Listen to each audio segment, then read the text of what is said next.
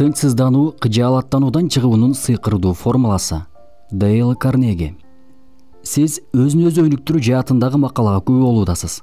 Материал Дейл Карнегинин практикалык сабактарынын негизинде жазылган чыгармасынан алынды жана атайын кыргыз тилине которулуп аудио форматы даярдалды. Катардагы пайдасыз видео деп өткөрүп жибербей, акырына чейин кунт коюп угуңуз. Чоң сабак аласыз.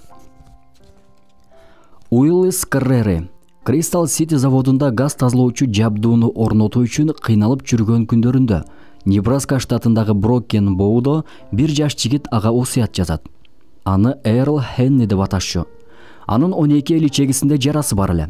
Дарыгерлер аны көрүп, дарылап болбойт деген пикирге келишип, диета кармоо, ойлонуп кыжаалат болбостук жана тынчтыкта өмүр кечириши керек экенин айтып, кеңеш беришти. Сөздүн акырында жазма осуяттын калтыруусун дагы эскертип өтүштү. Бул илдет Эрл Хеннини ыңгайлуу жана маяналуу жумуштан баш тартуусуна мажбур кылды. Жыйынтыгында ал эч кандай жумуш менен алектенбестик, аста-секиндик менен жакындашып жаткан өлүмдү күтүүсү гана калды. Ошондо ал мындай пикирге келди. Демек, саналуу гана күндөрүм калган экен да, деп ойлоду. Ушул кыска убакытта жашоодон көбүрөөк нерсе алып калышым керек. Мен ар дайым дүйнө кезип саякаттоону каалайт элем. Муну ишке ашыруучу убакыт азыр. Мына азыр келди. Ошентип ал кемеге билет сатып алды. Дарыгерлер болсо анын саламаттыгынан кыжаалаттана башташты. Биз сизге эскертебиз. Эгер ушул саякатка чыга турган болсоңуз, айла жок сиздин сөөгүңүз деңизге көмүлөт. Мен туугандарым менен келишкенмин. Алар Небраска штатындагы Брокен Боудогу үй бүлөлүк мазарга көмүшөт мени.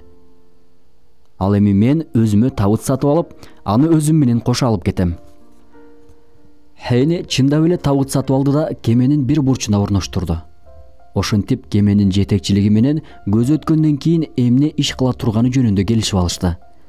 Тагыраагы, эгер көз жума турган болсо, кеменин деңиздеги саякаты жыйынтыкталып өз өлкөсүнө кайтканга чейин сөөктү кеменин муз тоңдуруучу бөлүмүнө коюп туруусун суранды. Ошентип ал саякатка Омар Хайямдын чыгармасын угуп, илхом менен жөнөп кетти. Ал чыгарма мындай эле. Кечээки күнүңдү калбагын жаттап, эртеңки күн келбей туруп салбагын сен дат. Өткөн жана келбегенге кайгырууну кой, куунак бол өмүрүңдү салба талкалап. Саякат учурунда ал дарыгерлер берген эрежеге баш ийген жок. Мен соода жана муздуу виски ичип, тамеки тарттым, деп баяндайт ал жазган катында. Ар түрдүү тамактардан жедим. Мени өлтүрүшү мүмкүн болгон жергиликтүү аймактын жасалган тамагынан да татып көрдүм. Убактымды болушунча жырга өткөргөн аракет кылдым. Анткени көптөн бери мындай болгон эмес эле. Биз саякат учурунда күчтүү толкун, катуу шамалды баштан өткөрдүк. Ошондо мени өз өлүмүм эмес, катуу толкундун коркутуусу гана мени табытка жаткырышы мүмкүн эле. Анткени мен ал учурда келе турган өлүмүмдү унутуп, таптакыр башка жашоо баштадым эле. Мен ал учурда романтик сезимдерди гана ойлодум. Бийледим, ырдадым. Жаңы досторду арттырып, алар менен бир канча уйкусуз түндөрдү баарлашып өткөрдүм. Ошентип саякатыбыз кызыктуу болуп жатты. Кытай жана Индиядан өткөнүбүздөн кийин иш менен байланыштуу болгон, үйдө болгонумда мени тыйып турган кыйынчылыктардын баары артта калганын өз көзүм менен карап элестетип турдум. Мендеги өзүмдүн жанымды, көкүрөгүмдү кыйнап жүргөн керек эмес ойлордон арылдым. Жыйынтыгында өзүмдү жакшы сезе баштадым.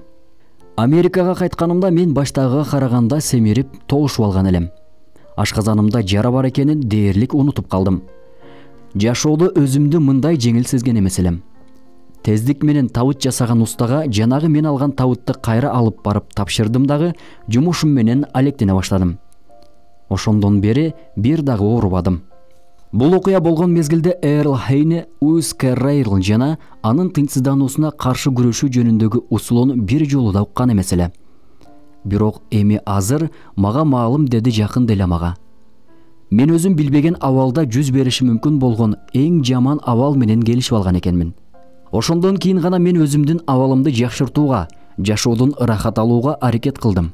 Эгер саякат учурунда тынчсызданып, келечекте боло элек нерселер жөнүндө ойлонуп кыжаалаттанганымда, ал ойлор мени таптакыр жеп салмак. Өзүмдүн оюма өзүм курман болмокмун. Анан албетте саякаттан кайтканда дарыгерлер эскерткен табыттын ичинде келишим толук мүмкүн эле. Бирок мен өзүмдү жоготуп койбодум. Баарын эстен чыгардым. Жан дүйнөнүн, рухтун тынчтыгы мага күч тартуулады. Келечектин баарын жаратканга тапшырып, бүгүнкү күн менен жашадым. Бул менин жашоомду кайра өзүмө кайтарды. Көрсө биз адамдар өткөндү жана келечекти ойлоп жатып, бүгүнкү күндүн бактылуу учурларын өткөрүп жиберет экенбиз. Ошентип Эрл Хейни биз сөз кылып жаткан сыйкырдуу формуланы колдонуу менен кайра жашоого кайтты. Балким бул ыкма сиздин дагы кандайдыр бир маселеңиздин чечилишине жардам берер. Эми экинчи эреже. Сизде тынчсыздануу абалы пайда болсо, Уиллис Карреринин ыкмасын пайдаланып көрүңүз. Өзүңүздөн пайда болушу мүмкүн болгон эң жаман абал кайсыл деп сурап көрүңүз. Эгер ушундай жагдай пайда болсо, аны менен келишүүгө даяр туруңуз. Жагдайды, абалды кандай өзгөртүү керек? Бул боюнча тынч олтуруп ойлонуп көрүңүз.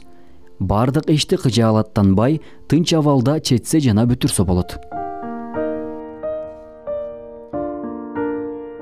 Сиз биздин канал тарабынан даярдалып жаткан Дейл Карнегинин практикалык сабактарынан, чыгармаларынан кабардар болуп жатасыз. Тыңдоону улантыңыз.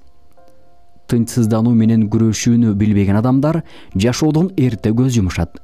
Доктор Алексис Каррелл. Бул темада кийинки бөлүмдө сөз кылабыз. Бизди күзөтүүнү, бизди тыңдоону токтотпоңуз.